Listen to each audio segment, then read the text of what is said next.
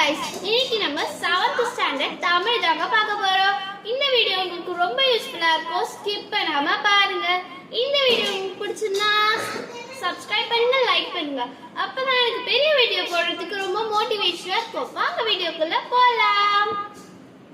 Standard தமிழுக்குள்ள போகலாம். 7th standard Tamil term 1. நம்மளுக்கு இயல் 1ல் என்ன கொடுத்துருக்காங்கன்னு பார்த்தீங்கன்னா அமுத தமிழ் தாங்க கொடுத்துருக்காங்க. இப்போ வாங்க நம்ம இயல் 1ல் இருக்க லெசனுக்குள்ளே போகலாம். இயல் 1 எங்கள் தமிழ். நுழையும் முன் உலக மொழிகளில் தோன்மையானது நம் தமிழ் மொழி. அது மென்மையும் இனிமையும் வளமையும் உடையது. வாழ்வுக்கு தேவையான அன்பையும் அறத்தையும் கூறுவது. காலச்சூழலுக்கு ஏற்ப மாற்றங்களை ஏற்று என்றும் இளமையோடு திகழ்வது.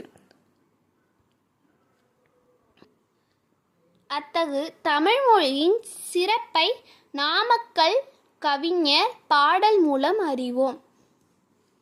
வாங்க இப்ப நம்ம பாட்டுக்குள்ள போயிடலாமா? அருள் நெறி அறிவை தரலாகும், அதுவே தமிழன் குரலாகும். பொருள் பெற யாரையும் புகழாது, போற்றா தாரையும் இகழாது. அருள்நெறி அறிவை தரலாகும், அதுவே தமிழன் குரலாகும். பொருள் பெற யாரையும் புகழாது, போற்றாதாரையும் இகழாது. இதோட பாடலின் பொருள் நான் படித்து காமிக்கிறேன், உங்களுக்கு நல்லா புரியல சொல்லித்தரேன். கொல்லா விரதம் குறியாக, கொள்கை பொய்யா நெறியாக, எல்லாம் மனிதரும் இன்புறவே, என்றும் இசைந்திடும் அன்பரமே. அன்பும் மரமும் ஊக்கிவிடும், அச்சம் என்பதை போக்கிவிடும். இன்பம் பொழிகிற வானொலியாம், எங்கள் தமிழனும் தேன்மொழியாம். இது ஃபுல்லாகவே நம்ம மனப்பாடம் பாடல் தான். இது எக்ஸாமுக்கு வரும். இது எழுதியிருக்கிறது யாருன்னு பார்த்தீங்கன்னா நாமக்கல் கவிஞர் வே. ராமலிங்கனார்.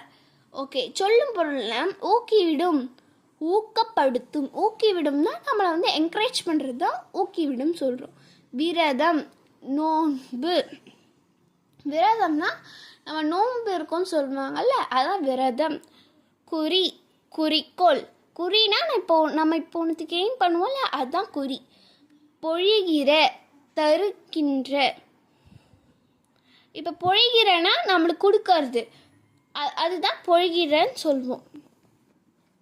இப்போ பாடலுக்கு பொருளுக்குள்ளே போயிடலாமா? நம் தாய்மொழியாம் தமிழ்மொழி அருள்நெறிகள் நிரம்பிய அறிவை தருகிறது. நம்மளோட தாய்மொழி எதுனா தமிழ் மொழி தானா. அதில் நிறைய அருள்நெறிகள்லாம் இருக்கான். அது ஃபுல்லாகவே நம்மளுக்கு நல்ல நல்ல விஷயங்கள் தான் சொல்லித்தருதுன்னு சொல்கிறாங்க. அதுவே தமிழ் மக்களின் குரலாகவும் விளங்குகிறது.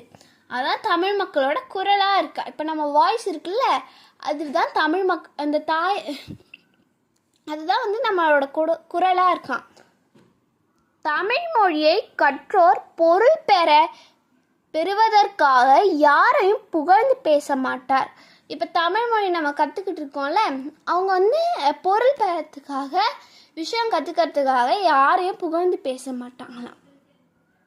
தம்மை போற்றாதவர்களையும் இகழ்ந்து பேச மாட்டார். இப்போ நம்மளை நம்மளை என்கரேஜ் பண்ணாதவங்களையும் தப்பாக பேச மாட்டாங்கன்னு சொல்கிறாங்க. நெக்ஸ்ட்டு கொல்லாமையை குறிக்கோளாகவும் பொய்யாமையை கொள்கையாகவும் கொண்டு. இப்போ கொல்லாமையை எய்ம் பண்ணுவாங்களாம், பொய்யாமை கொள்கையாகவும் கொண்டிருப்பாங்களாம். புரியுதா? எல்லா மனிதர்களும் இன்புற்று வாழ அன்பும் அறமும் உதவும். இப்போ நம்ம எல்லாருமே நல்லா வாழ்கிறதுக்கு எது முக்கியம்னா அன்பும் அறமும் தான் முக்கியமாக. நம் தமிழ் மொழி அனைவரிடத்தும் அன்பையும் அறத்தையும் தூண்டும். அது அச்சத்தை போக்கி இன்பம் தரும். எங்கள் தமிழ் மொழி தேன் போன்ற மொழியாகும். இப்போ நம்மளோட தமிழ் மொழி எல்லாருக்குமே அன்பையும் அறத்தையும் தூண்டுமா. இப்போ நீ இதுதான் செய்யணும், இதுதான் அன்பு, இதுதான் நல்லது அப்படின்னு சொல்லி தருமா. அது அச்சத்தை போக்கி இன்பம் தரும். என்னென்னா அச்சம் என்னென்னு பார்த்தீங்கன்னா பயம். பயத்தை போக்கி நமக்கு சந்தோஷம் தருமா. எங்கள் தமிழ்மொழி தேன் போன்ற மொழியாகும்.